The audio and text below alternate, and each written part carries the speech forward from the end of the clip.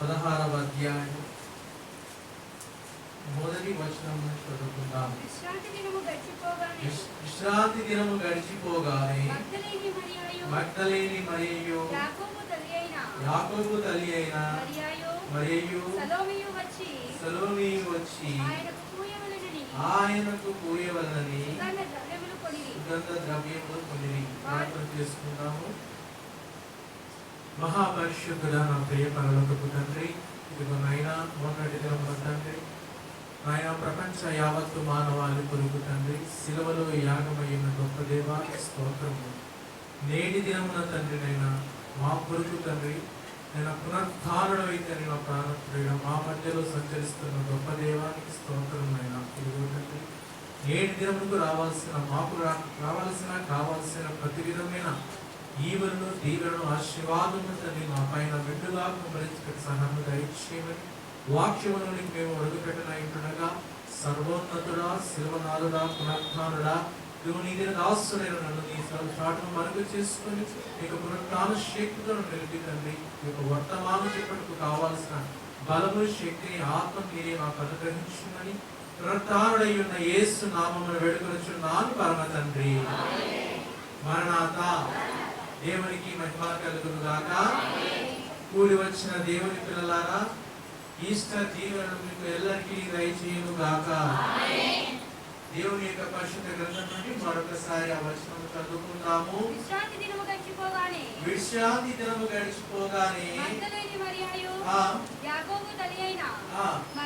రెండవ వచనం నుండి చదువుకుందాము.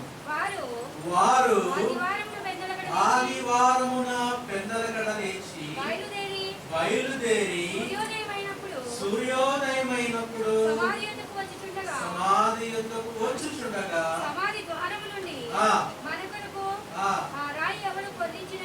ఆ రాయి ఎవరు పొర్లించునని ఒకరితో ఒకరు చెప్పుకునేది అంట. ఎందుకు ఆ రాయి పెద్దదిగా ఉన్నది?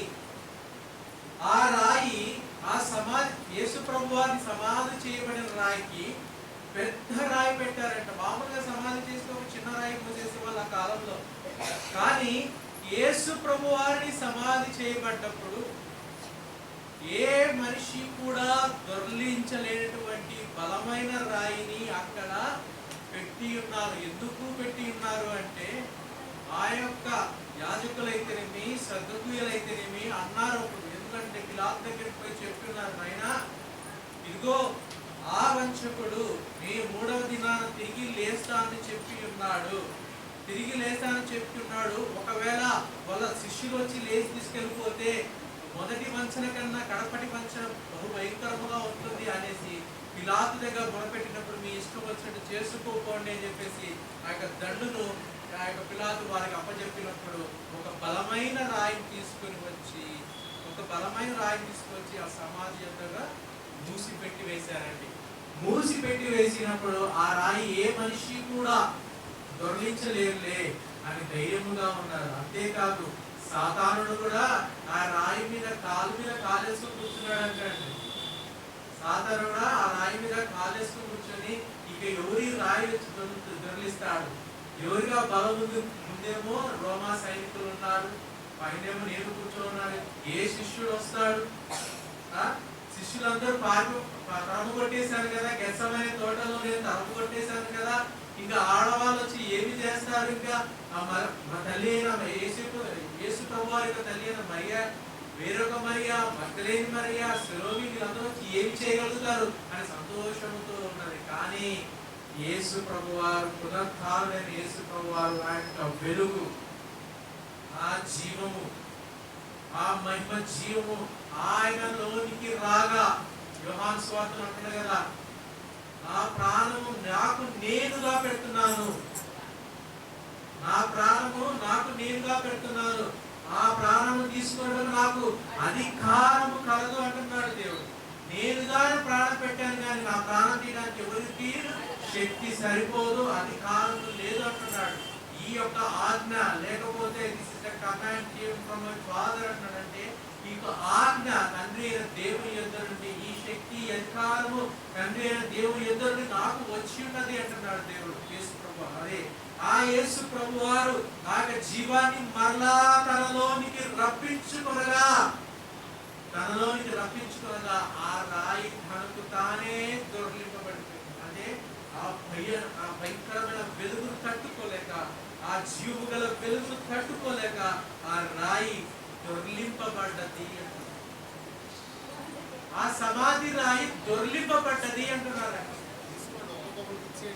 ఆ సమాధి రాయి దొర్లింపబడినప్పుడు ఏమైపోయిందంటే సాతానుడు తల అక్కడ కూడా మరొకసారి చిత్తపడేయబడ్డది.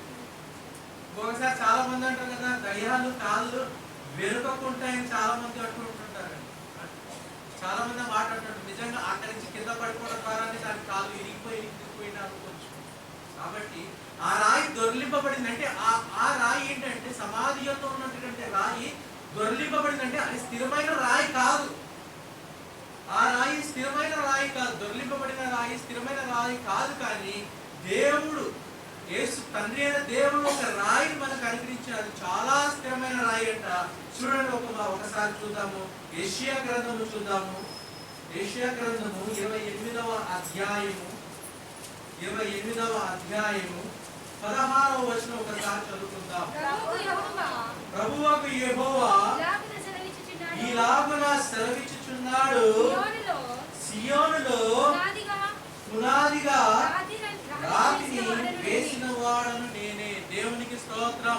సమాధి యొద్ద ఉన్న రాయి దొర్లింపబడ్డ రాయి, అది శాశ్వత కాల రాయి కాదు. కానీ తండ్రి అయిన దేవుడు ఒక రాయిని స్థాపించాడు. ఎటువంటి రాయి అంట? సియోనులో పునాదిగా రాతిగా వేసిన వాడు నేనంటే. ఒక పునాది రాతి అంటే ఒక బలమైన రాతిని వేసిన వాడు దేవుడు, తండ్రి అయిన దేవుడు. ఆ యొక్క రాయి పునాది వేయబడ్డ రాయి ఎటువంటి రాయి అంటే చదవండి కింద వచనంలో, అది పరిశోధింపబడిన రాయి. అంటే పరిశోధింపబడిన రాయి ఏ విధముగా పరిశోధింపబడిందంటే తండ్రి అయిన దేవునితో ఎన్నో విధముగా ఎన్నో రకాలుగా పరిశోధింపబడిన రాయిగా అది ఉన్నది. ఆ రాయి ఎవరంటే యేసు ప్రభువారు. పరిశోధించాడు దేవుడు, ప్రతి విధముగా పరిశోధించాడు. ఆ శోధనలో ప్రతి వేదనలో ప్రతి రోదనలో పరిశోధించాడు దేవుడు, తండ్రి అయిన దేవుడు. నిక్కచ్చితంగా పరిశోధించిన తర్వాతనే దేవుడు అక్కడ మూల రాతిని పాతాడు. సియోనులో ఒక పరిశుద్ధ రాత్రి, మూల రాత్రి, ఇంకా ఏమంటాడు అక్కడ అమూల్యమైన తలరాయి. ఎటువంటి రాయి అంటే అది అమూల్యమైన తలరాయిని దేవుడు సియోనులో స్థాపించి ఉన్నాడు. అటువంటి బలమైన రాయి యేసు ప్రభువారు. ఆ బండ క్రీస్తు అనే బండరాయి యేసు ప్రభువారు. అది పరిశోధింపబడిన రాయి అంట. ఆ రాయిలో చాలా బలం ఉన్నది. ఆ రాయిలో చాలా శక్తివంతమైన రాయి. ఆ రాయిని ముట్టుకునే శక్తి ఎవరికి లేదు అని చెప్తున్నాడు దేవుడు. అటువంటి పరిశోధింపబడిన రాయిని మనము ఈ రోజు స్వీకరించాలి. పునరుత్థానుడైన యేసు ప్రభువారు మన మధ్యలోనికి వచ్చున్న ఆ యొక్క అమూల్యమైన రాయిని మనము స్వీకరించాలి. ఆ యొక్క పునాది వేయబడ్డ రాయి మీద మనము కట్టబడాలి. అది దేవుడు మన నుంచి కోరుతున్నది. ఆ అమూల్యమైన రాయి మీద, ఆ పునాది వేయబడ్డ రాయి మీద మనము కట్టబడాలి అని దేవుడు మన నుంచి ఆశించున్నాడు. ఇంకా ఏమంటున్నాడండి అక్కడ? బహు స్థిరమైన పునాది రాయి అంటండి. ఎటువంటి రాయి అంటండి? బహు స్థిరమైన పునాది రాయి. ఆ పునాది రాయి అంటే కదలదంటే ఆ రాయి. గాలి వచ్చిందంటే చెట్టు అలా ఇలా కదులుతుందా లేదా? అవునా అండి. ఒక గుడిసె అలా ఉన్నది, ఆ యొక్క గుడిసె మీద ఉన్న ఆ యొక్క గడ్డి బాము లేచిపోతుందేమో, కానీ అది స్థిరముగా వేయబడ్డ రాయి, బలమైన రాయి, అమూల్యమైన రాయి. ఇంకేమంటాడు? పునాది రాయి అంటాడు. మూలకు రాయి, తలరాయి, మూల రాయి, తలరాయి అంటున్నాడు. ఆ రాయిని ఇశ్రాయేలీయులు పోగొట్టుకున్నారు, కానీ మనకు మాత్రం దేవుడు మూలకు తలరాయి ఆయనన్నట్లుగా దేవుడు మనకు ఆ స్థిరమైన రాయిని, ఆ పునాది రాతిని మనతో అనుగ్రహించుకుంటున్నాడు. ఆ పునాది రాయి మీద మీరు కట్టబడాలా? ఆ పునాది రాయి మీద మీరు చెక్కబడాలి. ఆ పునాది రాయి మీద మీరు స్థిరపరచబడాలని దేవుడు మనం ఆశిస్తున్నాడు. ఈ యొక్క పునరుత్థాన దినమున, అంటే ఈ యొక్క ఈస్టర్ రోజున దేవుడు మన నుంచి ఆశించేదంటే ఆయన యందు మనము కట్టబడాలి, ఆయన యందు మనము నిలబెట్టబడాలా, ఆయన యందు మనం స్థిరముగా కట్టబడాలంటున్నాడంటే. చూడండి, ఆ యొక్క రోమిలకు రాసిన పత్రికలో ఒక మాట ఉంటుంది, వేరు నిన్ను భరిస్తున్నది కానీ నీవు వేరు భరించడం లేదు. ఆ వేరు నిన్ను కట్టి ఉన్నది, అంట కట్టబడి ఉన్నది. ఆ యొక్క ఆకులు, ఆ యొక్క చెట్టులో ఆ యొక్క చెట్టు ఇశ్రాయేలీయుల చెట్టులు ఏ విధముగా అయితే ఆ ఇశ్రాయేలు దేవుణ్ణి ఎరగక వదిలివేస్తున్నారో మనల్ని దేవుడు ఎన్నుకున్నాడు. ఈ రోజున ఈ యొక్క ఈస్టర్ పర్వదినాన దేవుడు మనల్ని ఎన్నుకొని ఆ యొక్క ఆకు ఒక పిగ్ అంటే ఏంటంటే ఒక లీఫ్ ని తీసుకొచ్చి ఒక మొక్కను తీసుకొచ్చి కట్టబడేస్తాడు. మనం కట్టాడు దేవుడు తన రక్తము ద్వారా, స్వకీయ రక్తము ద్వారా కట్టి వేసినాడు దేవుడు అన్నది. ఆ కొమ్మకు అంటే ఇశ్రాయేలీయుల కొమ్మకు దేవుడు మనల్ని కట్టాడు, కట్టి మనల్ని కాచి కాపాడుతున్నాడు. అందుకే అంటాడు ఆ వేరు బలమైన వేరు. ఆ వేరు ఏ విధముగా ఉందంటే బలముగా ఉన్నది, స్థిరముగా ఉన్నది, పునాది వేయబడ్డదిగా ఉంది. బలముగా తండ్రి అయిన దేవునిచే పునాది వేయబడ్డ రాయి మీద మీరు కట్టబడాలా, ఆ మార్గంలో మీరు నడవబడాలని దేవుడు మన నుంచి ఆశించుతున్నాడండి. విశ్వసించు వాడు ఏమంటాడంటే అక్కడ కలవరపడాడు. విశ్వసించు వారు కలవరపడరు. అవును, ఆ యొక్క శిష్యులు యేసు ప్రభు వారిని పట్టుకోగానే కలవరపడిపోయారు. యేసు ప్రభు వారు నిజముగా కలవరపడిపోయారండి. కానీ ఇప్పుడు ఏమంటున్నాడు దేవుడు? విశ్వసించువాడు ఏ విధముగా కూడా కలవరపడడు. ఒకానొక సందర్భంలో యేసు ప్రభు వారు కూడా కలవరపడ్డాడు. నాయనా మీ చిత్తమైతే ఈ గిన్నె నా యొద్ద నుండి తీసివేసేయ్ అని ప్రార్థన చేశాడు. శిష్యుల దగ్గరికి వచ్చి ఒక్క క్షణమైన నా కొరకు మీరు ప్రార్థన చేయలేరా అంటున్నాడు. కలవరపడుతున్నాడు అక్కడ. అంటే ఆ యొక్క గిన్నెను, ఆ పాపపు గిన్నెను చూచి దేవుడు కలవరపడుతున్న దేవుడు శిష్యులు ప్రార్థన చేస్తే యేసు ప్రభువారికి బలం వస్తుందా? లేదు కదా. కానీ దేవుడు కలవరపడుతూ శిష్యుల దగ్గరికి వచ్చి అంటున్నాడు. మరలా వెళ్తున్నాడు ముందుకెళ్ళి, మరలా ప్రార్థన చేశాడు దేవుడు. మరలా ప్రార్థన చేసినప్పుడు మరలా కలవరపడుతూ శిష్యుల దగ్గరికి వచ్చిన్నాడు.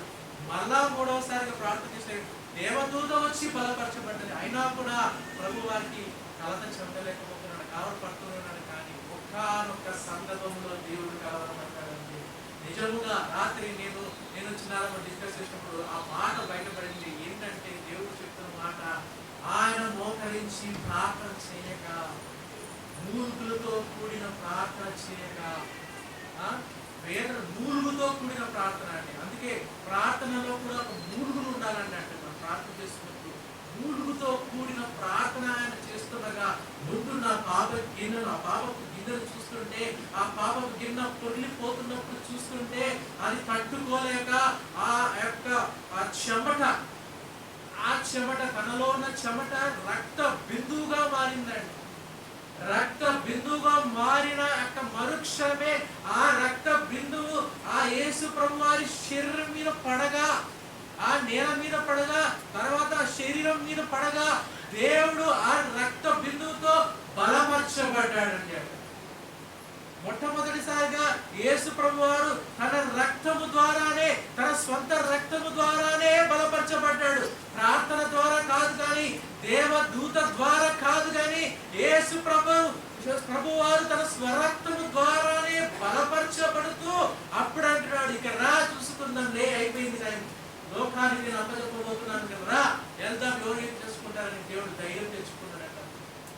అప్పుడు దేవుడు ధైర్యపడ్డాడు. అందుకే అక్కడ విశ్వసించువాడు కలవరపడాడు.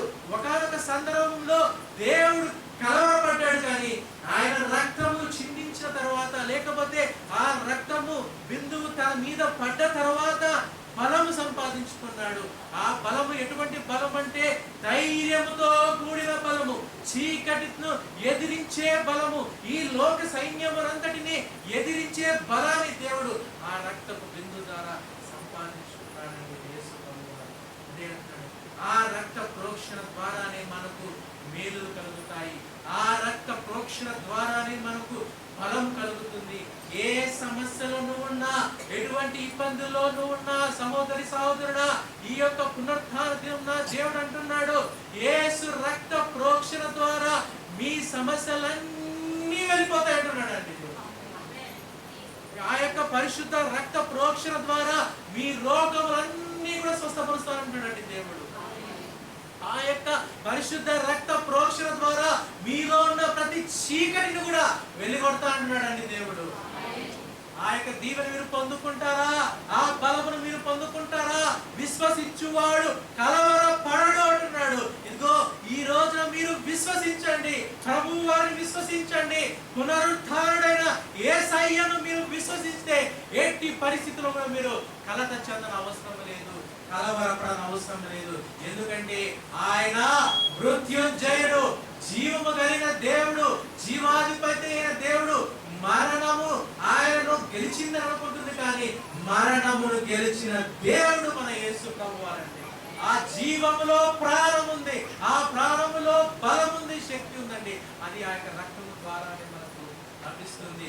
ఈ యొక్క నేటి దినమున మీరు తీసుకుంటున్న ఈ శరీర రక్తములు ఏ విధముగా స్వీకరించాలంటే ఆ రక్తము ద్వారా మనకు మార్గము, ఆ శరీరము ద్వారా మనకు జీవపు మార్గం అని విశ్వసించి మీరు తీసుకునేలా ఖచ్చితంగా దేవుడు నేటి దినమున మిమ్మల్ని ఆశీర్వదిస్తాడు, బలపరుస్తాడు, నడిపిస్తాడండి. చూడండి ఎటువంటి మార్గంలోకి దేవుడు మనం నడిపిస్తున్నాడు. చూడండి అదే యెషయా గ్రంథంలోనే 35వ అధ్యాయము 8వ వచనంలో ఒక మాట ఉంది. చూడండి అక్కడ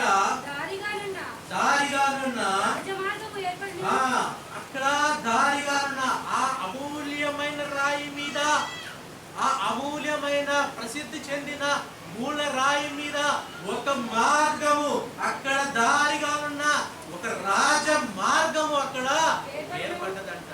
ఒక రాజ మార్గం ఏర్పడ్డది. ఎక్కడికి ఆ రాజ మార్గం అంటే దేవుని చింతకు చేరటానికి ఒక రాజ మార్గము అక్కడ ఏర్పడ్డది. అది ఎటువంటి మార్గం అంటే అది దేవునికి స్తోత్రం. అది ఎటువంటి మార్గము?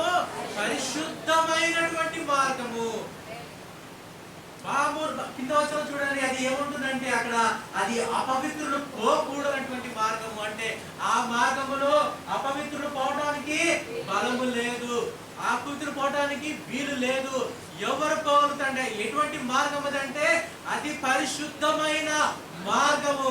ఆ బలమైన రాయి మీద దేవుడు ఏర్పరిచిన మార్గము అతి పరిశుద్ధమైన మార్గము. అక్కడ అపవిత్రులు పోవడానికి వీలు లేదు. అందుకే మీరు ఈ యొక్క శరీర రక్తం తీసుకుంటున్న మీరు అపవిత్రంగా తీసుకుంటున్నారా, పవిత్రంగా తీసుకుంటున్నారా, అనాలోచనగా తీసుకుంటున్నారా, ఏ విధంగా తీసుకుంటున్నారో ఈ రోజు నుంచి మిమ్మల్ని మీరే ప్రశ్నించుకోండి. జాగ్రత్తగా తీసుకుంటే మీరు పరిశుద్ధ మార్గంలోనికి అడుగు పెడతారు, లేకపోతే ఆ మార్గంలోనికి మీరు అడుగు పెట్టలేరండి. ఇంకా ఏమంటున్నాడు కింద చూడండి,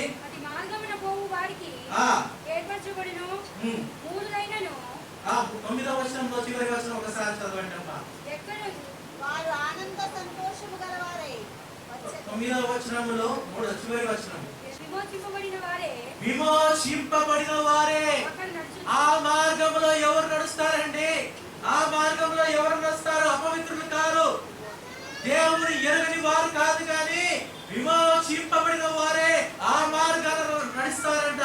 ఆ విమోచన ఎక్కడి నుండి వస్తుంది అంటే ఆ రక్తము ద్వారానే మీకు విమోచన కలుగుతుంది, ఆ రక్తము ద్వారానే మీకు విడుదల కలుగుతుంది, ఆ రక్తము ద్వారానే ఆ మార్గమును పోవటకు మీకు శక్తి వస్తుంది అంటున్నారండి. అపవిత్రుల మార్గానికి పోవడానికి వీలు లేదు, కానీ ఆ పరిశుద్ధ మార్గంలోనికి పోతారు. ఎవరు పోతారంటే విమోచింపబడిన వారు మాత్రమే ఆ మార్గంలోనికి పోతారు. యేసు ప్రభువు ద్వారా మీరు ఈ నేటి దినమున మీరు విమోచింపబడ్డారు. విమోచింపబడిన మీరు ఆ మార్గానికి మీరు వెళ్ళాలా, ఆ మార్గంలోనికి మీరు నడవాలి, ఆ మార్గంలో మీరు నిలబడాలి, ఆ మార్గంలో మీరు కట్టబడాలని దేవుడు నేటి దినమున మన అందరి నుంచి ఆశిస్తున్నాడండి. ఇంకొక మాట చెప్తారండి, చూడండి అదే యెషయా గ్రంథంలో 42వ అధ్యాయము 16వ వచనంలో ఒక మాట ఉంటుంది, చదవండి ఒకసారి. 42:16 వారెరుగని మార్గమున వారెరుగని మార్గమున, ఆ మూడులు ఎరుగని మార్గమున, లేకపోతే ఆ ఇశ్రాయేలీయులు దేవుని దూషించిన వారు ఎరుగనటువంటి మార్గమున, ఆ యాజకులు ఎరగనటువంటి మార్గమున, దేవుని ఎరుగనటువంటి మార్గమున ఎవరిని తీసుకొని వస్తారంటండి? గుడ్డి వారిని తీసుకొని వస్తారంటున్నాడు. చూడండి, దేవునికి స్తోత్రం, హల్లెలూయా. మామూలు వారిని కాదు, దేవుని ఎరుగని మార్గమున స్వయాన దేవాది దేవుడే గుడ్డి వారిని ఆ మార్గంలోకి తీసుకుని వస్తాడు. ఆ మార్గము ఏంటంటే జీవపు మార్గము. దేవుని యొక్క జీవ మార్గములోనికి దేవుడు తీసుకొని వస్తానంటున్నాడండి. వారెరుగని త్రోవలో వారిని నడిపిస్తానంటున్నాడు. మనకు తెలియదు ఏ త్రోవలో మనం నడవాలో, మనకు తెలియదు దేవుని యుద్ధకు ఏ విధముగా పోవాలో మనకు తెలియదు. కానీ నేటి దినమున ఆ పునరుత్థానుడైన యేసు యొక్క సువార్తను ప్రకటించబడగానే, సర్వలోకములో ఆ సువార్త ప్రకటింపబడగానే ఈ ప్రతి గ్రుడ్డి వాడిని దేవుడు నడిపించున్నాడు. అంతేకాకుండా వారెరుగని త్రోవలో మునుపు మనకు ఏ త్రోవలో నడవాలో మనకు తెలియదు. కానీ ఈ రోజున ఈ సువార్త ప్రకటింపబడ్డ తర్వాత మనకు ఆ త్రోవలో నడచడానికి ఒక మార్గం ఏర్పడ్డది. ఆ మార్గమే జీవపు మార్గము. ఆ మార్గంలో మనం నడవాలి. ఆ మార్గంలోనే మనం నడవాలి. ఆ మార్గం ఎవరంటే యేసు ప్రభువారు. ఆ మార్గం ఎక్కడి నుండి వచ్చిందంటే ఆ కపాలం అనే ఆ యొక్క రాయి మీద, ఆ యొక్క ప్రేత కొండ మీద ఉన్న రాయి మీద దేవుడు ఆ యొక్క అపవిత్రమైన రాయిని అమూల్యమైన రాయిగా మార్చుకున్నాడు. తనకు తానుగా అర్పించుకొని మూల రాయిగా, పునాది వేయబడ్డ రాయిగా అక్కడ అమర్చుకొని అక్కడ నుండి సువార్త ప్రకటింపబడ్డదండి. యేసు ప్రభు వారి యొక్క మరణముతోటి దేవుని యొక్క సువార్త ఆగిపోతుంది అనుకున్నారు అందరూ. కానీ అక్కడ నుంచే సువార్త ప్రకటింపబడడం మొదలయ్యింది. అక్కడ నుండే దేవుని యొక్క మార్గం తెరవడం మొదలయ్యింది. అక్కడ నుండే దేవుని యొక్క రాజ్యం మార్గము స్థిరపరచబడ్డది. కాబట్టి ఈ రోజున దేవుడి యొక్క మార్గాన్ని సువార్తను ప్రకటించడానికి దాదాపుగా 350 కోట్లకు మంది పైగా యేసును ఆరాధిస్తున్నారు, క్రైస్తవులుగా అనబడుతున్నారండి. దేవుని చప్పట్లు కొట్టి మహిమ పరుస్తామండి. ఎంత సువార్త, ఎటువంటి సువార్తను ఎవరైనా సరే సువార్త అంచి వేయాలనుకున్నా కూడా ఆ సువార్త ప్రకటింపబడుతూనే ఉంటదండి. ఎటువంటి మన సువార్తని, క్రీస్తు సువార్తని అనగొట్టాలని ఎంత అనుకుంటే ఆ యొక్క సువార్త ప్రకటింపబడుతూనే ఉంటుంది. ఆ మూల రాయి ఇంకా లేస్తూనే ఉంటుందండి. అది గుర్తుపెట్టుకోండి. దేవుడు అమూల్యమైన రాయి, స్థిరమైన రాయి, బలమైన రాయి. ఆ రాయి గుండానే మనము ఆ జీవపు మార్గంలోకి వెళ్ళాలి. ఆ రాయి గుండానే మనము నిలబడాలండి, కట్టబడాలి, బలముగా కట్టబడాలి. ఆ లోకములో సాతానుడు నిన్ను నన్ను భయపెడుతున్నాడేమో, భయపడని అవసరం లేదు. ఎందుకంటే యేసు ప్రభువారు మనతో ఉన్నాడు. యేసు ప్రభువారు మనలో ఉన్నారు. యేసు రక్తము మనలో ఉంది, మనలో నడిపిస్తుంది. కాబట్టి మనము భయపడని అవసరం లేదు. ఆయనే మనను నడిపిస్తాడు. కాబట్టి ఈ రోజున ఈ యొక్క పునరుత్థాన దినమున ఆ యొక్క మూల రాయిని, ఆ యొక్క పరిశుద్ధమైన రాయిని మనము కట్టబడిలాగా, ఆ రాయి మీద కట్టబడిలాగా దీవింపబడిన వారమై ఆయన సన్నిధిలో నిల్చొని జీవ మార్గంలోనికి పోయే ధన్యత దేవాదేవుడు మన అందరికీ దయచేయును గాక. మరణాత.